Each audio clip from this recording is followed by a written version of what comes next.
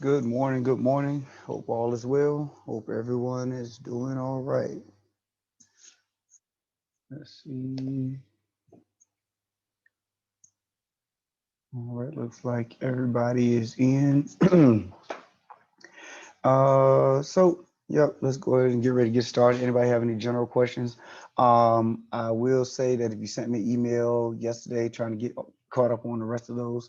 So if you did send me an email yesterday, I'll knock those out today. But any general questions outside of that? Everybody good? Everybody straight? All right. Oh, don't see my notes.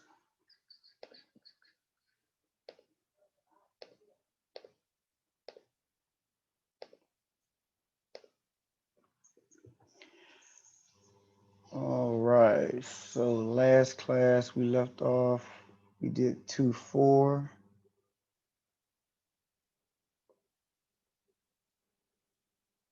Okay, we're looking at 2-5. All right. So 2-5, transformational functions. There's going to be 6 basic or parent functions that you will be examining in that section, in this section. The first one is your linear function, which is y equal to x. Your basic function is y equal to x. Just give you that straight line through the origin. Your second one is your parabola, your parabolic function, y equal to x squared.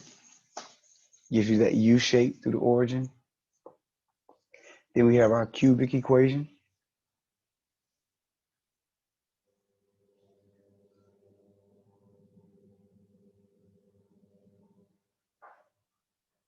Then we have the square root of x, which starts at the origin, goes to positive infinity. Cube root of x, very similar to the cube of x, except it's horizontal instead of vertical. And then we have the absolute value of x, which is a v instead of a u, like the quadratic. So those are our 6 basic or parent functions that you will be looking at in this section.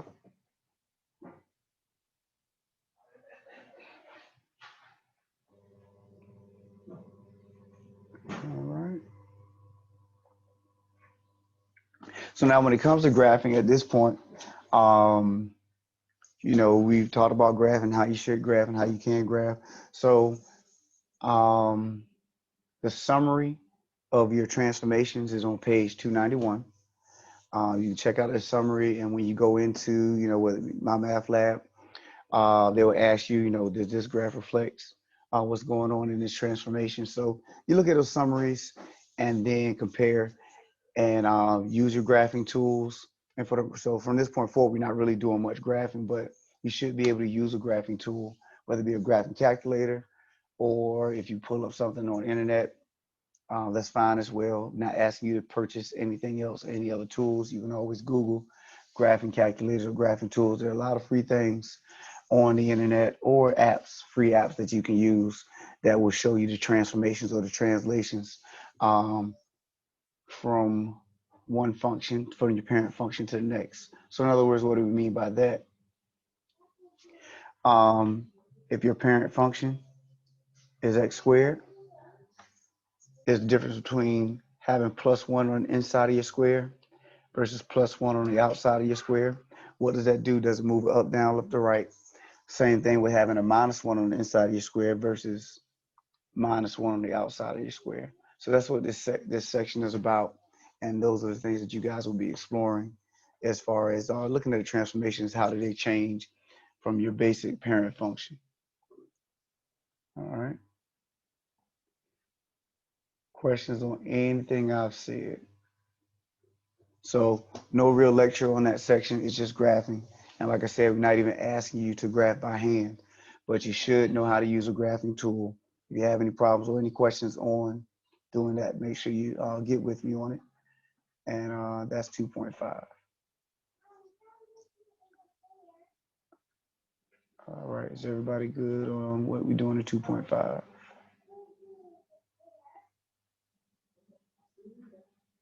All right.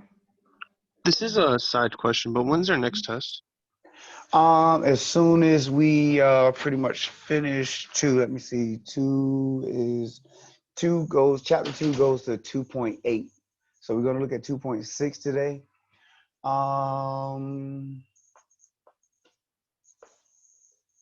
let's see, do we want to proctor this one or chapter three? As a matter of fact, before the session is out, what I'll do is look at my math lab and then give you a better assessment as to what we're going to do. Somebody said proctor this one. Um, I'm with it. It doesn't matter to me because I don't have to take it. So, so it's most definitely between this one or chapter three, which we will proctor.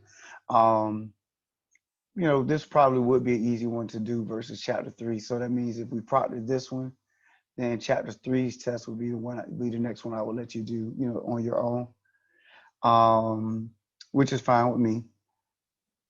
So this is chapter six. Section 6. 7 is inverse functions, I believe.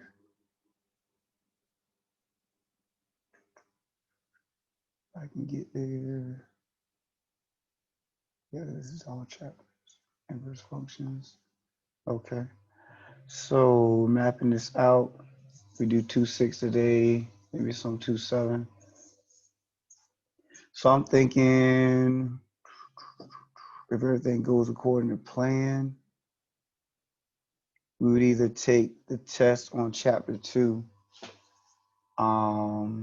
next Thursday or the following Tuesday. So not next Tuesday, but the one after that. So we'll see because we have to put in a review day and all the stuff like that. So let's see how we fare getting through 2.6, 2.7, to 2.8.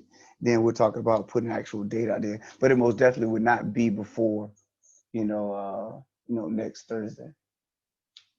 An actual practice test. So Thank you. yeah. When's the homework due though?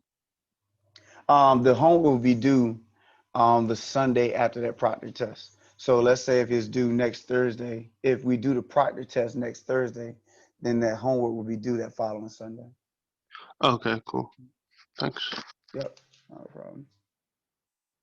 All right, so 2.6 combinations of functions and composite functions.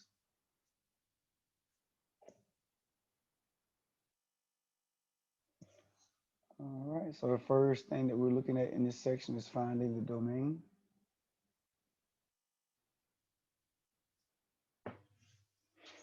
So we're going to look for all the values that can be used for x. In other words, all the values that we can plug in to the equation for x.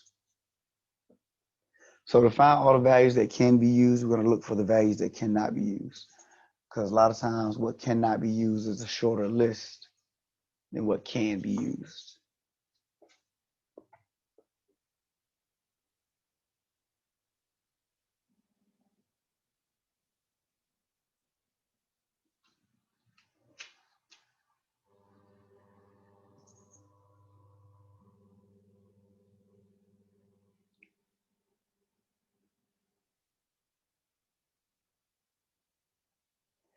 All right, so first example says find the domain of each. They give us f of x is equal to x squared minus 7x. So we want to explore, is there a way to make this function undefined? Because remember, undefined is a bad look for us. We do not want any functions or equations to be undefined when we plug in anything. So is there a value that can be plugged in for x that will make this equation undefined? So we're looking at x squared minus 7x. Is there anything I can plug in for x to make it undefined? Plugging in 0 is just going to equal to 0. There's nothing wrong with having 0 as a result. But what we do not want is an undefined situation. So for this one, the answer is no. There's nothing I can plug in there. And you'll see, when we get to the next ones, what do I mean by that if you don't quite see it in this one. But there's nothing you can plug into this function that will make this undefined, or in other words, there's a problem with applying anything. So you can square anything. You can multiply anything by 7. So there's nothing you can plug into this function or this equation to make it undefined. That means my domain will be negative infinity to infinity. I can use anything and still be good to go.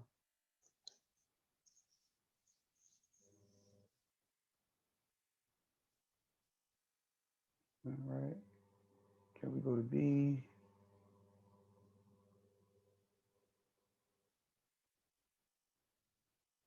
Of course, let me know if I scroll up too far. You're still copying.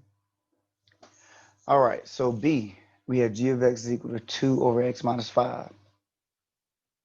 So can I make this fraction undefined? We have a rational expression. Another word for rational expression is just a fraction. Is it possible to have a fraction undefined? And the answer is yes, because fractions are undefined when the denominator is 0. Fractions are undefined when the denominator is 0.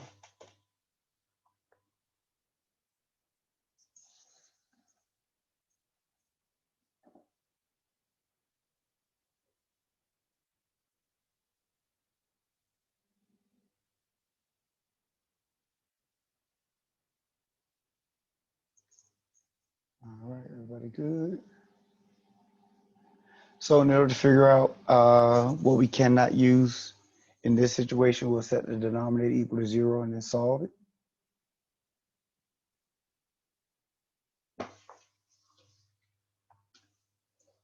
So x minus 5 equal to 0. That was our denominator, x minus 5. So we set that equal to 0. Add 5 to both sides. Add 5 to both sides, and x is equal to 5. So notice what I said in green. This is the value that cannot be used. But I can use everything else. So that's why my domain is negative infinity to 5. And we use our union symbol, and 5 to positive infinity. Notice also we use parentheses here on the 5s. That means you can get as close to 5 as you want, but you cannot use 5.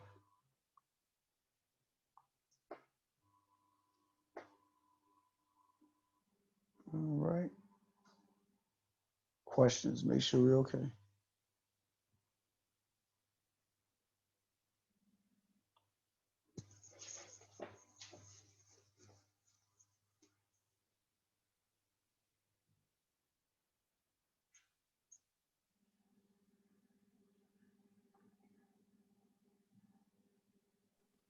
All right, C, h of x is equal to 3x plus 2 over x squared minus 2x minus 3. So once again, we have a rational expression, or in other words, a fraction. So we want to set our denominator equal to 0 and then solve for x.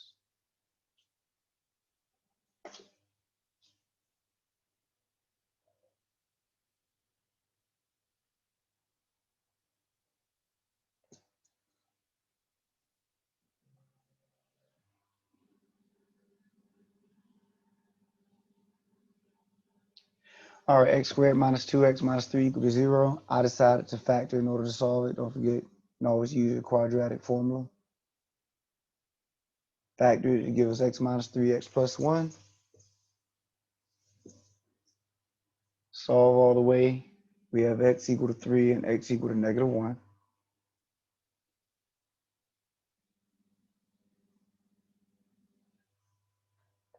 Once again, these are the values that we cannot use.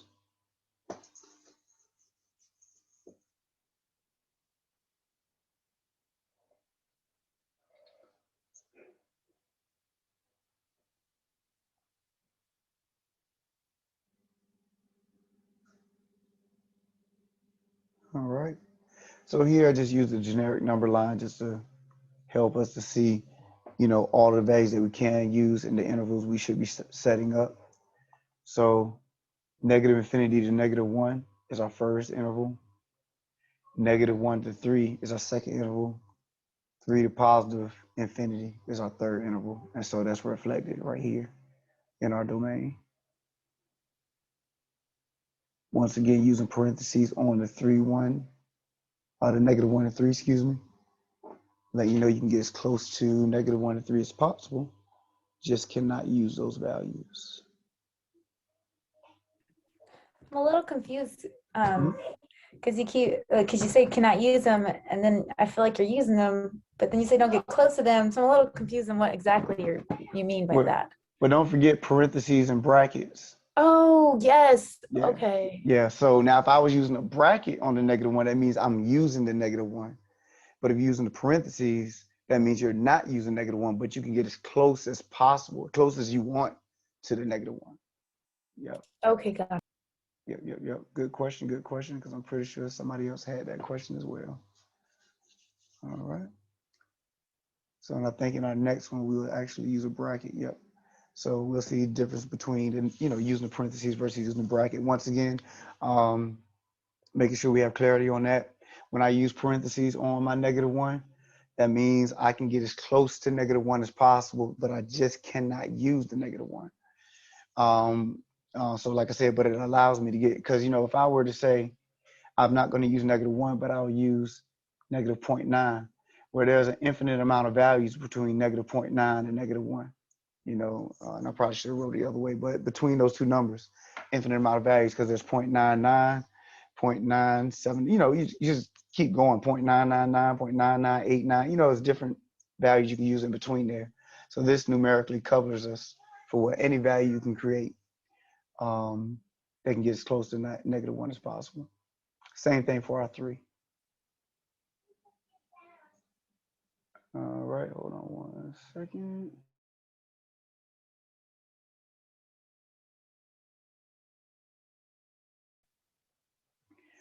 All right, so for our next one, we have the square root of 3x plus 12.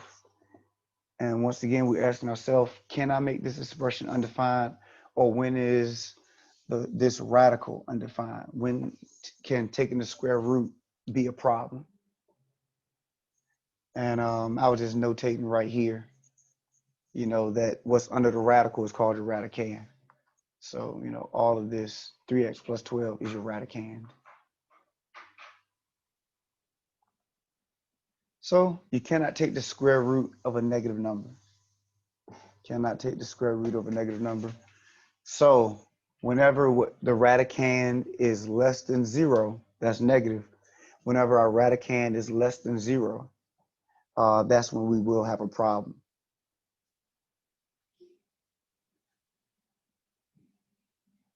So we're going to set our radicand to greater than or equal to 0, because those are the values that we can use. We cannot use anything less than 0 because that's negative, but we can use something under the radical 0 or greater, because don't forget the square root of 0 is 0, so that's okay. But then from there, we can take the square root of every other positive number. So you take what's under the radical, 3x plus 12, set it greater than or equal to 0, and solve for x. Is anybody still copying red? Let me know.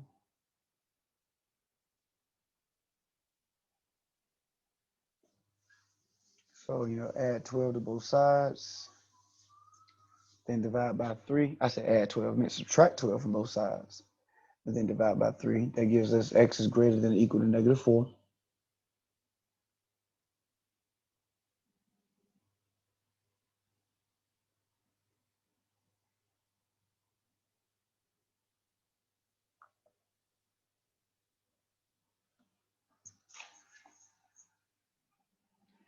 All right, so then to write the domain, it would be -4 to infinity. And like I said, we have the or equal to, because it is okay for us to take the square root of 0. So that means we can use that -4, and notice we're using bracket on the -4. -4 can be used.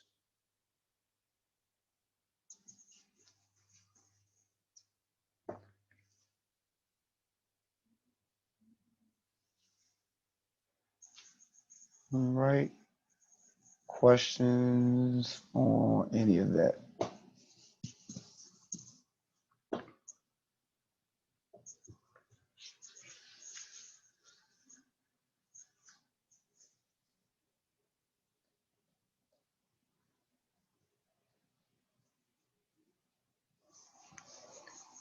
All right, can we scroll up? Okay.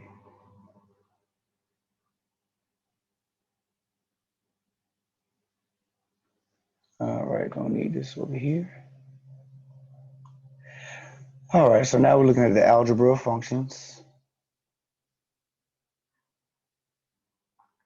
Just shorthand way of writing the addition of two functions. So f plus g of x is f of x plus g of x. F minus g of x, f of x minus g of x. F times g, just multiplying those functions, and then x, f divided by g. It's the division of those functions.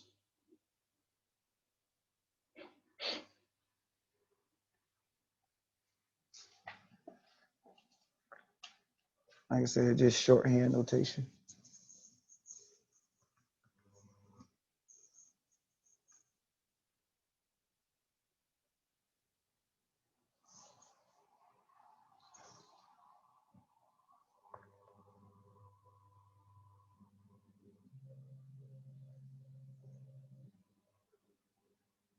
All right.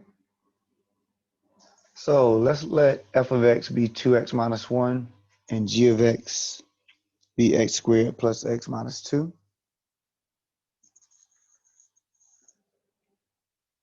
And we want to find each one of those.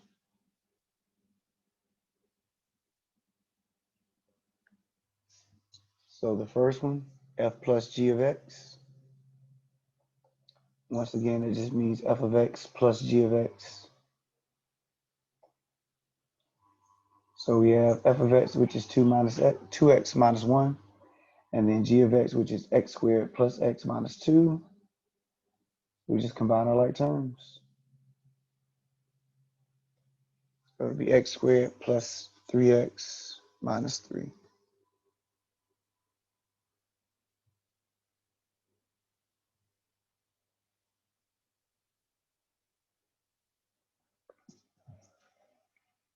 All right.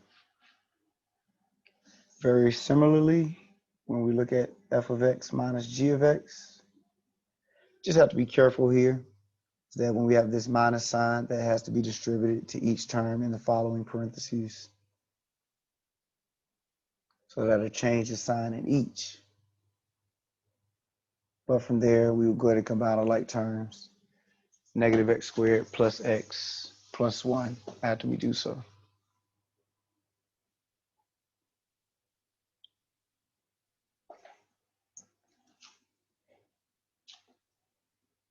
All right, any questions?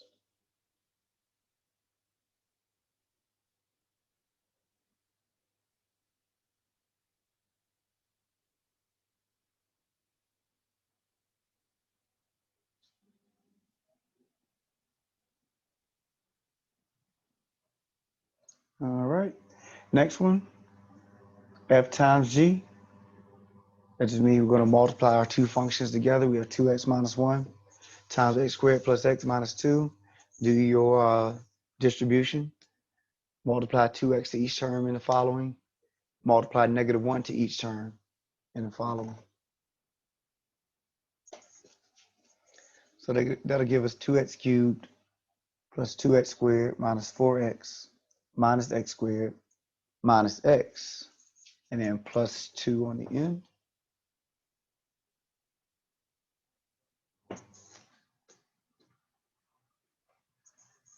From there, we can combine our like terms, 2x cubed, and then we have 2x squared minus x squared, which would be 1x squared, negative 4x minus 4, which would be negative 5x, and then a plus 2 at the end.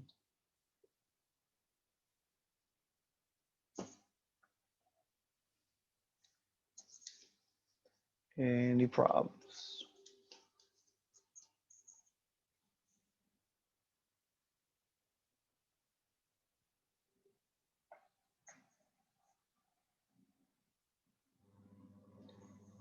All right, and then the next one,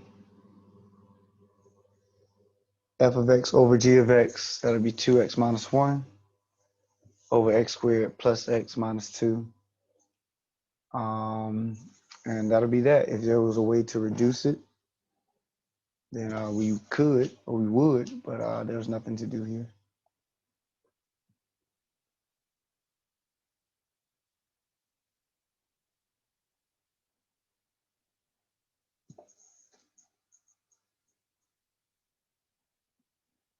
All right, any problems before we look at E?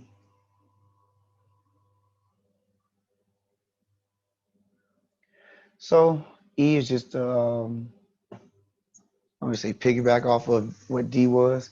If you had F over G of 2, in other words, they put a number there instead of just X. All that means is that you will plug in that number wherever you see X in that function. And that's what we did right here. Put 2 wherever we saw X. So that's 2 times 2 minus 1 over 2 squared plus 2 minus 2.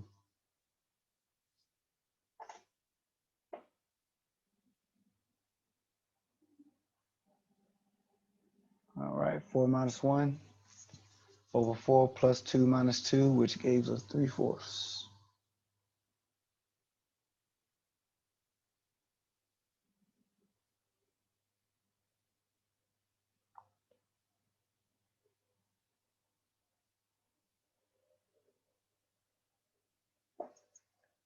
All right, any problems? Any problems?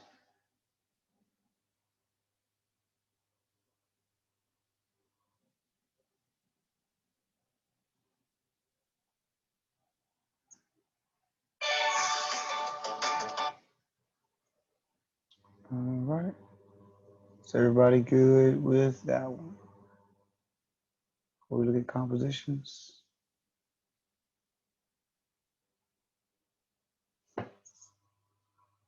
All right. Oh, don't think so. Somebody came up trying to, how you hit something you weren't supposed to hit because people keep texting you. Oh, there was something for Pokemon Go. I'm not playing it. It was an advertisement. That's what I get for trying to multitask. So I take it you're a player since you knew the theme song, I guess.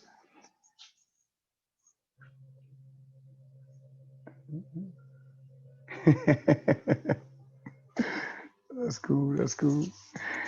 All right. So composition of functions.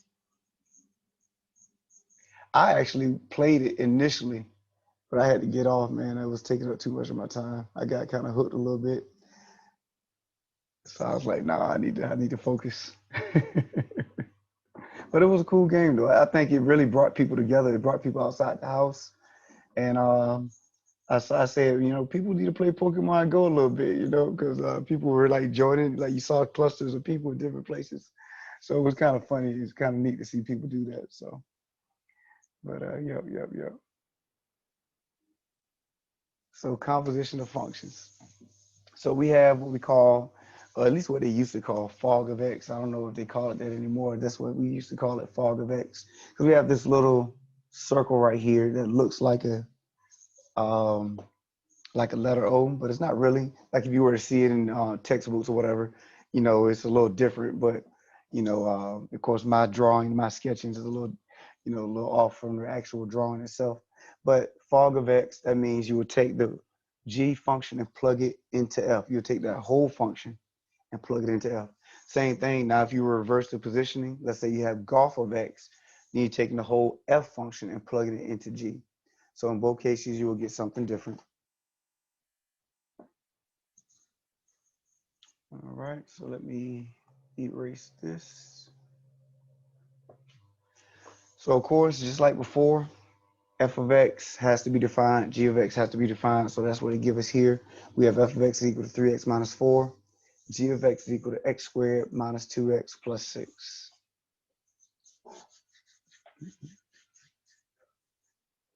All right. So first one we want us to find is the fog of x.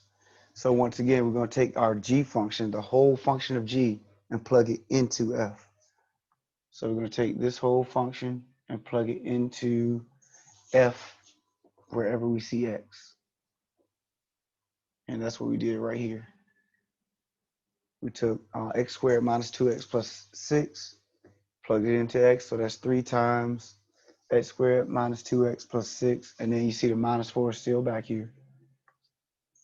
Distribute your 3x squared minus 6x plus 18 minus 4, and then combine your like terms. We have 18 minus 4 in the back, which is 14. So that would be fog of x.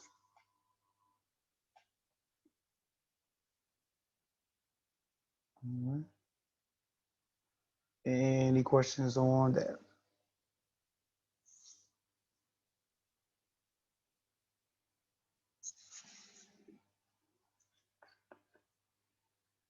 Next one, we're going to find golf of x. So now this time we're going to take f and plug it into g. All right, so taking this f function, plugging it into g. So we have to put it in both spots, or wherever we see x, we have to plug in that function. And so that's what we did right here. So 3x minus 4, plugged it in for x squared. So that's why it's 3x minus 4 squared, minus 2 times 3x minus 4 plus 6.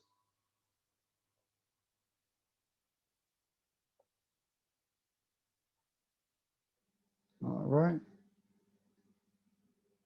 All right, let me erase some of this stuff. There we go. So notice what we did here is that this 3x minus 4 squared is 3x minus 4 times 3x minus 4. So you do have to FOIL that out. And that's what I did over here in the purple. 3x times 3x, 3x times negative 4, negative 4 times 3x, negative 4 times negative 4. And like I said, that gives us this expression here, 9x squared minus 24x plus 16. And then we distribute negative 2. That gives us negative 6x plus 8. And then that's still plus 6 from the original equation, original function.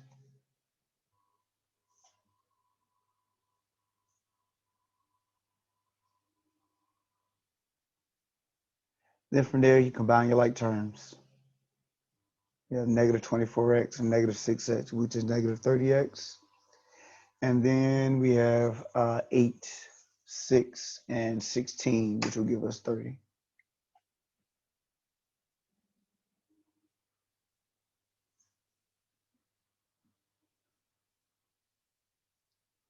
All right. Questions on that before we go to C?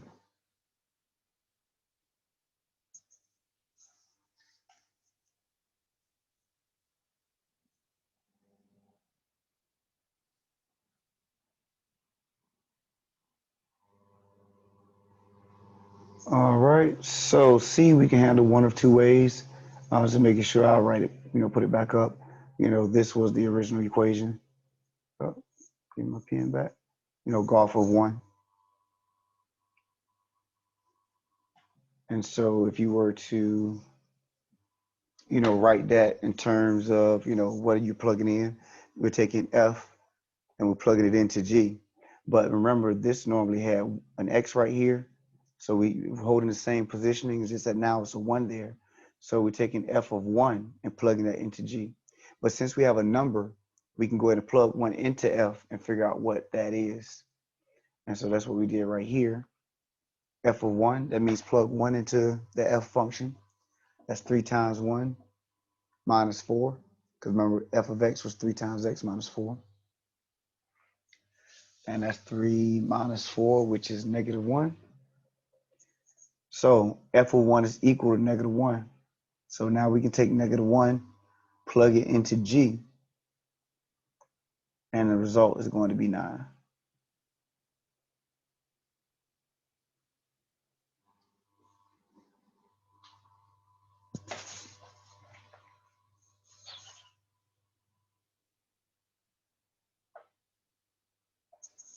All right. Now, before we look at the other way of doing that, is everybody okay with that first way?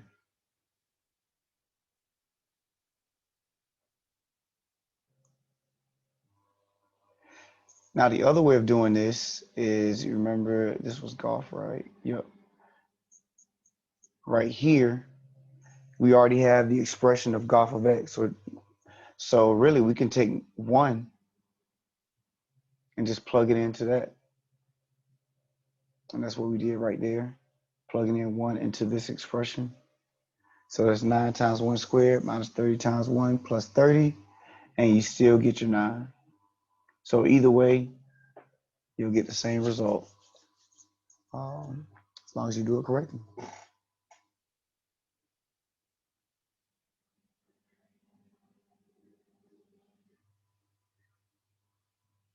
Everybody okay?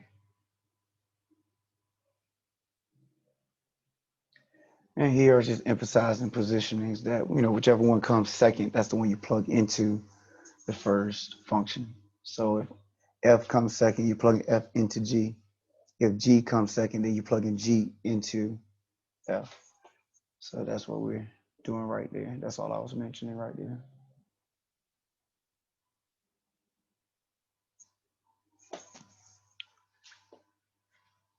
All right. Any problems? Any problems?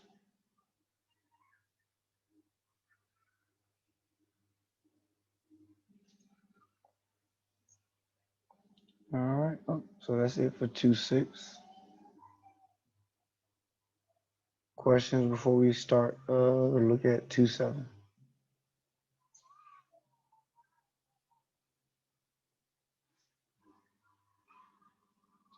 All right. So 2.7, inverse functions.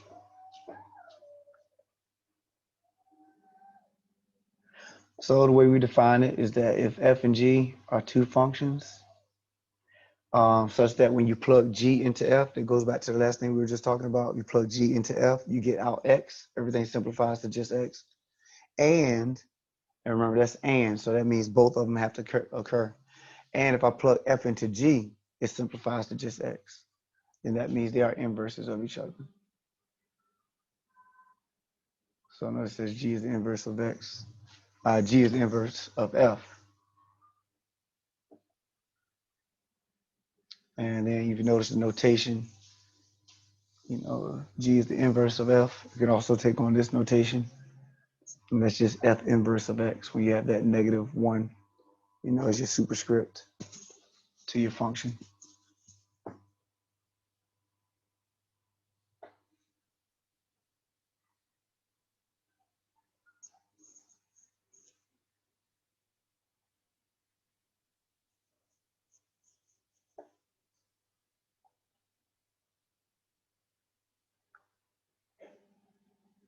Right.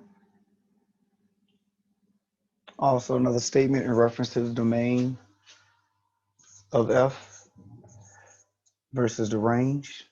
So your domain of f is the range of f inverse, and then vice versa. So basically they flip. Your domain and your range will flip based on whether you're dealing with your function versus your inverse or the inverse of your function.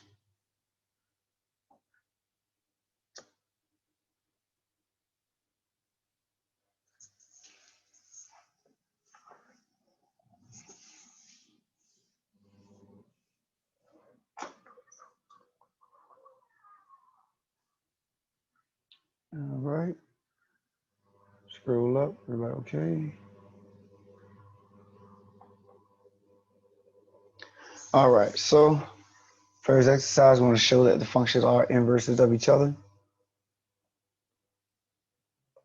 So remember stipulations that we have in order to show that 2 functions are inverses of each other is that when you plug one into the other, you get out x. It simplifies down to x.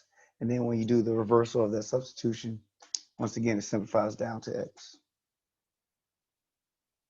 So the first one we'll do is take g and plug it into f. It doesn't matter which one you do first, but here I'm doing g into f.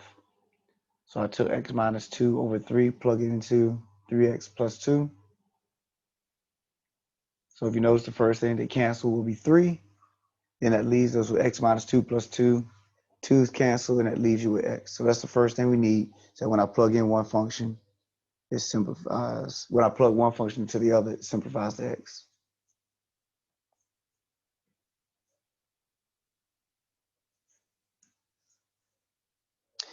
Now, always be careful because it has to be both of them. You can't have one, combination to simplify the x and then the other one does not. And there will be exercises that they give you wherein when you do it the first way, it'll simplify to x, but then if you do it the other way, it will not. And they're trying to challenge to see if you're going to do both. So make sure you do check both, because just because one simplifies down the x, it does not mean that the other one or the other combination will do so. All right. So now our next move is to take this and plug it into x in the other function. And this is what happens, 3x plus 2 minus 2. 2's cancel, then that'll be over 3, so the 3's cancel. Helicopter going by. I don't know if that affects y'all, but okay, cool, it's gone. So the 3's cancel, leaving you with just x, and that's what we needed. So we got x in both cases, so that means they are inverses of each other.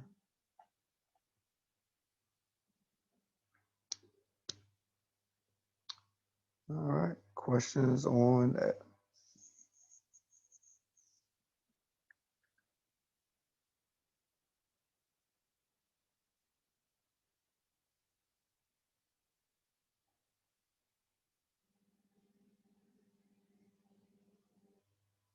All right, is everybody good? Can I scroll up?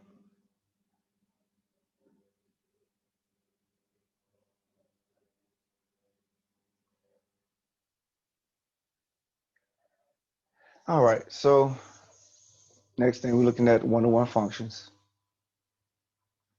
If each element in the domain goes to exactly one element in the range and vice versa, then your functions are one-to-one. Remember before we have repeated values in the range, but if they're one-to-one functions, let me go back. Before when we were just talking about regular functions, we can have repeated values in the range. But if they're one-to-one functions, then there are no repeated values. Just exactly one value goes to one value. And so the reason why it's important that we understand a one-to-one function and understand when we do have a one-to-one function is because if the function is not one-to-one, then it does not have an inverse.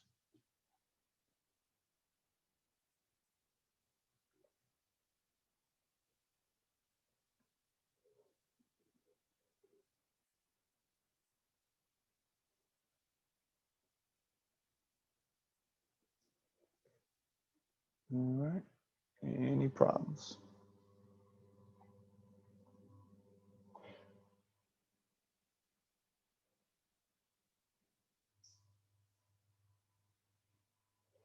So remember before we had the vertical line test to test our functions. This time we have a horizontal line test, and this tests our one-to-one functions, to test if we have a one-to-one function. The horizontal line crosses or touches a graph more than once, then it is not one-to-one. Doesn't mean it's not a function, it means it's not a one-to-one function.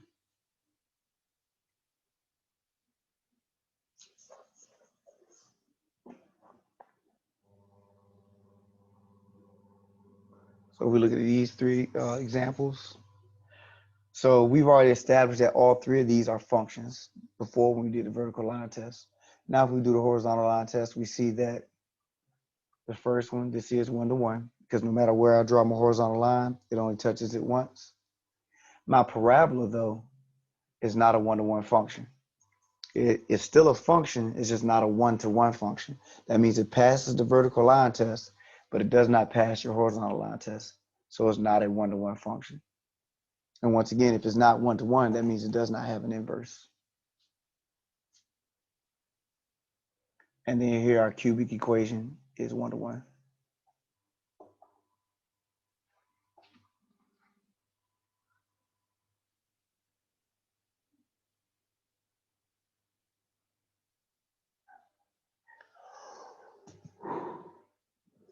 Excuse me.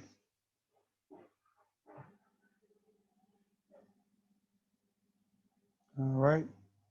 Problems before I scroll up.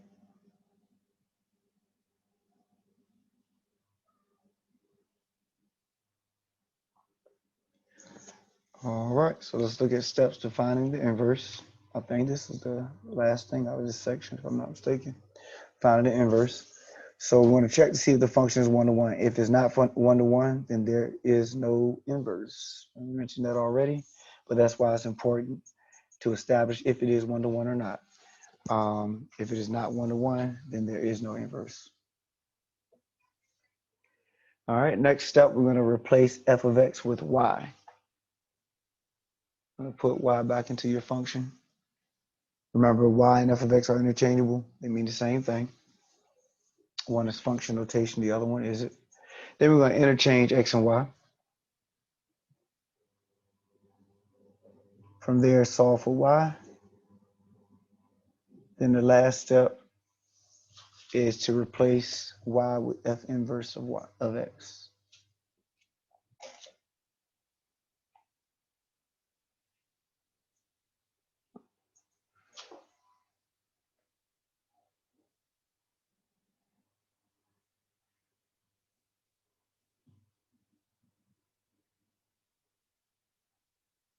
All right.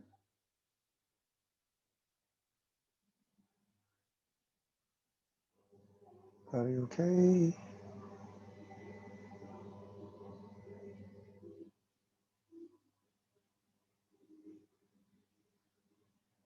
Okay, let's look at the first one. We have f of x is equal to x cubed plus 1. And we want to find the inverse of that function. First thing we notice is that first thing we have to establish is is it 1-to-1. So the horizontal line test shows that it is 1-to-1.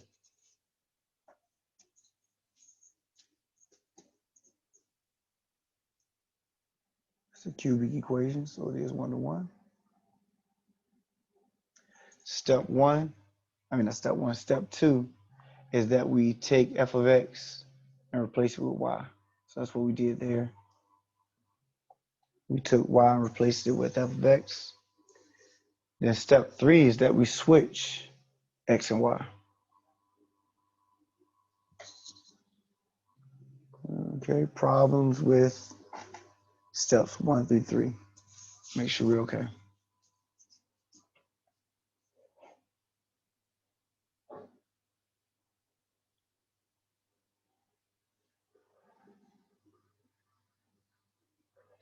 All right, so now we solve for y.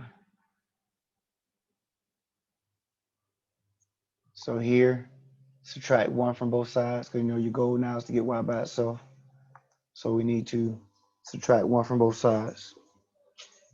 Then we take the cube root of both sides to get the cube off of y. So we have right here the cube root of x minus 1 equal to y.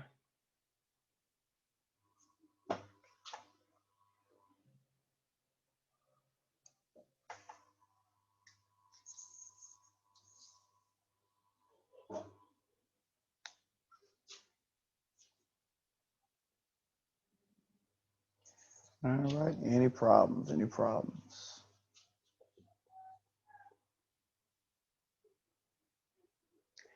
Last step, we have y equal to the cube root of x minus 1. Notation, and that's only for notational purposes. You'll take f inverse of x, because remember y was equal to f of x. But this right here is our inverse.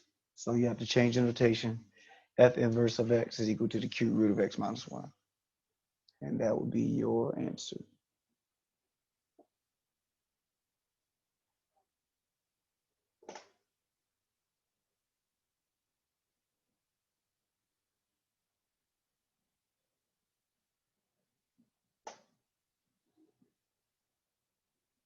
All right, any problem before we look at another one?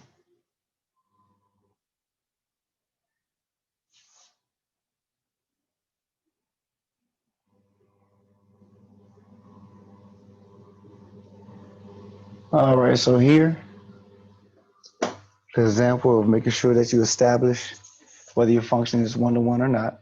So here we have f of x is equal to x squared plus 3x minus 1.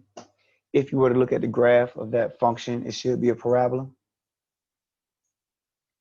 If you do the horizontal line test on it, the function is not 1-to-1, so therefore there is no inverse.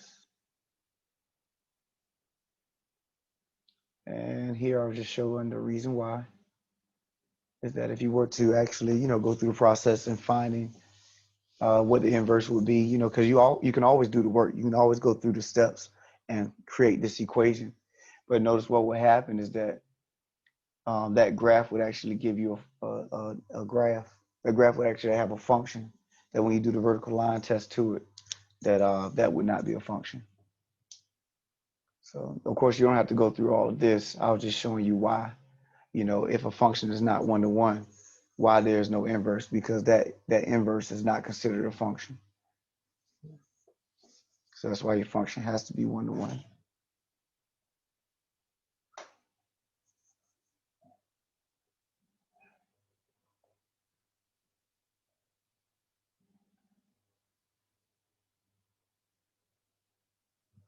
Any problems?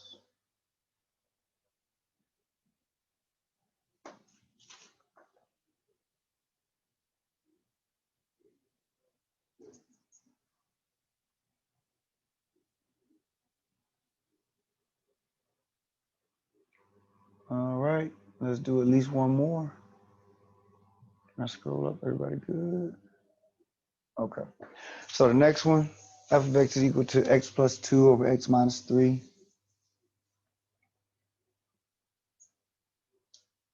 And that graph, I just did a rough sketch right here, but it is one-to-one.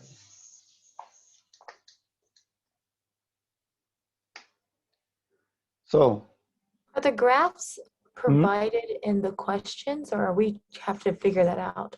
graphing tool, throw them in the graphing tool. I wouldn't ask you to graph them by hand, but Okay. yeah, if you were to just Google graphing tool, you can type this right in and it'll show you what it looks like. Let me see. Let me do this.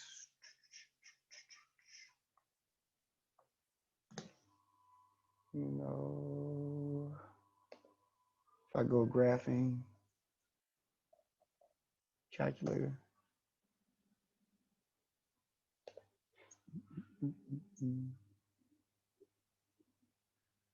And just do, probably do parentheses x minus 2 divided by x plus 3.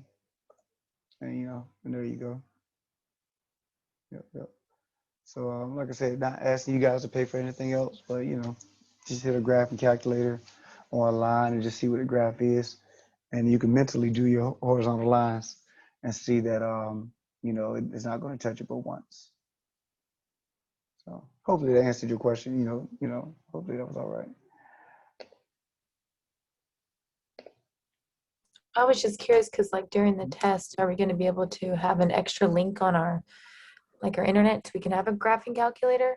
Well, I wouldn't. Whatever you do for your homework is what you would be allowed to do for your test. I wouldn't put a lockdown browser on it. So Okay. you can just, do what I just did there, or whatever practice you've established that you would be doing it during your test. I mean, during your homework, you can do during your test.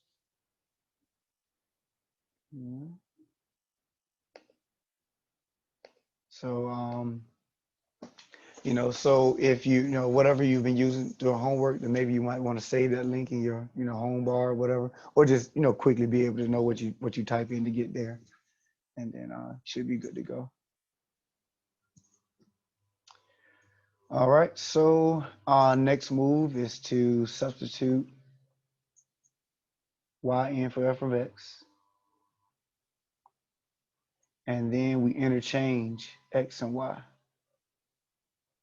So everywhere I had x, I put y. Everywhere I had y, I put x. All right, any questions before we go to step 4?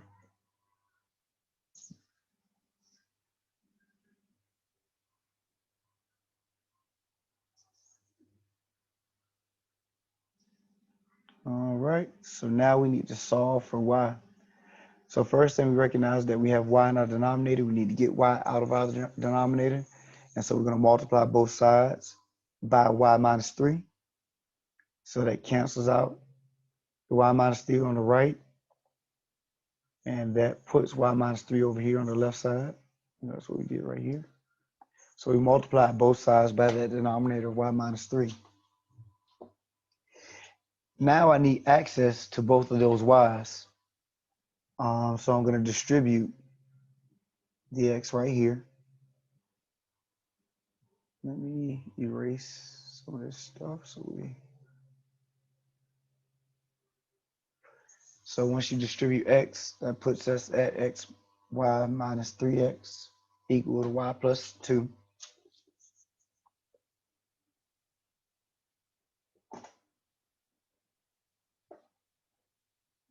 All right. So notice remember our goal is to solve for y, but notice that we have y in two different places. So now we need to get x, not x, but get all of our y terms on one side, all of our terms without y to the other side. So I'm going to subtract xy from both sides and subtract 2 from both sides. Once again, I want to get all of my y terms on one side of my equation, all of my terms without y to the other side.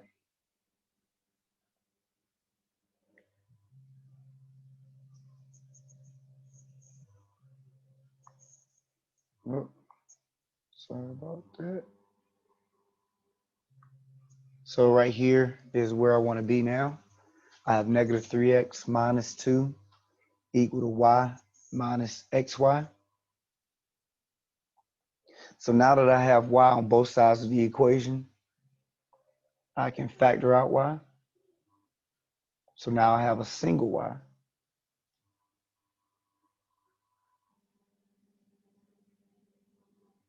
And then divide both sides by 1 minus x. So I can fully get y by itself.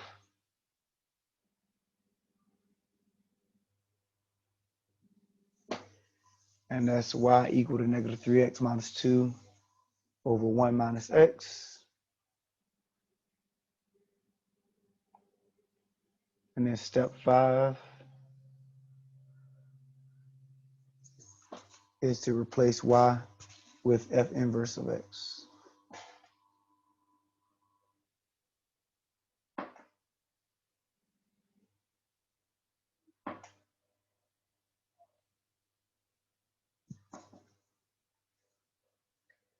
All right, questions.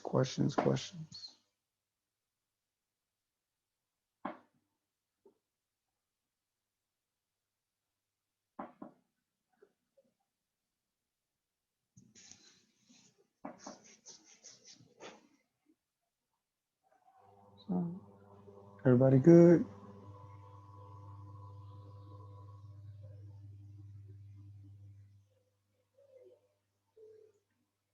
All right, so I'm not going to do 2.8 today. That's 2 sections right there. Don't want to overdo it, so we'll do 2.8 next class. But before we go today, before we dismiss, anybody have any problems? Anybody try anything, get stuck? Anybody, anything in my math lab? Gave anybody issues before we close out today?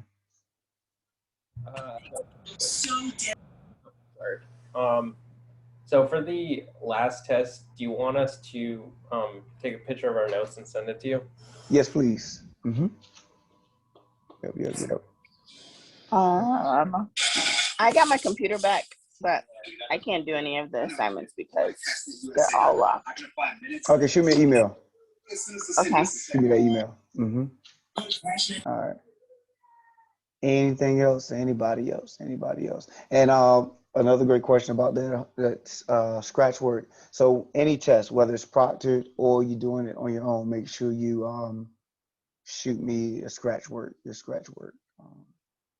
Yep. So I need that from you guys. Professor, I did want to ask about my math lab. If once we're done with the homework that is turned in, are we able to go back and kind of review it or go over it Yes. even after it's closed? Now you say after it's closed. Now after that due date, I'm sorry, go ahead.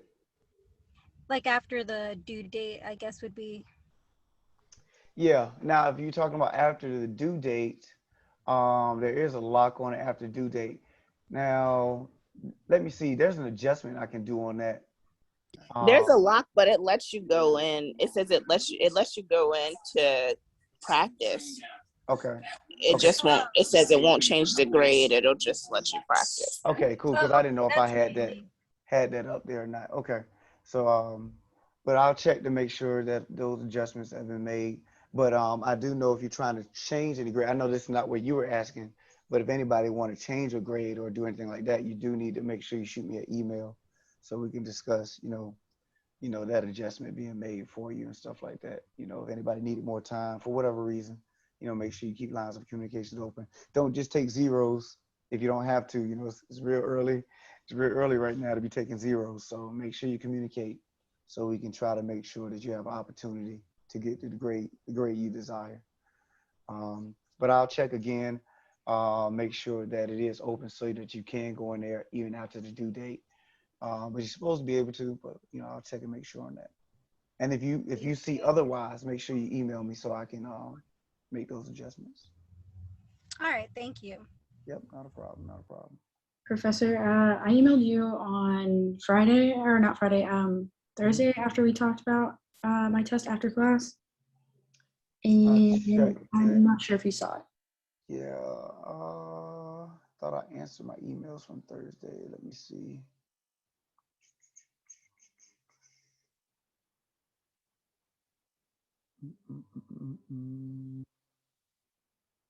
Oh, there goes yours. It's right in between a bunch of other emails that I didn't want to look at. Administrative emails. So I'll take a look at that. I got it now. I got it pulled up. So that'll be the first thing I do. Appreciate it. Thank you. Yeah, not a problem. Thank you. Anything else? Anybody else? Everybody good? Everybody straight? Okay. Try the stuff out. Next class, all we're going to do is 2.8. That's the last section out of chapter 2. And we'll put a date on how we're going to move forward. And once again, the floor will be open for you guys to ask whatever questions you have generated, throughout, doing your work, problems you may have run across, or if it's just something you want to see done again, the floor will be open for you guys to, take advantage of that and ask me whatever you like. So until next class, you guys have a good one. Be safe, and I'll see you then. Thank you, Professor. Have a good one, Professor. Have a good Thank week. you. Okay, thank you, Professor. Take care. Thanks. Thank you, Professor. Thank you. All right.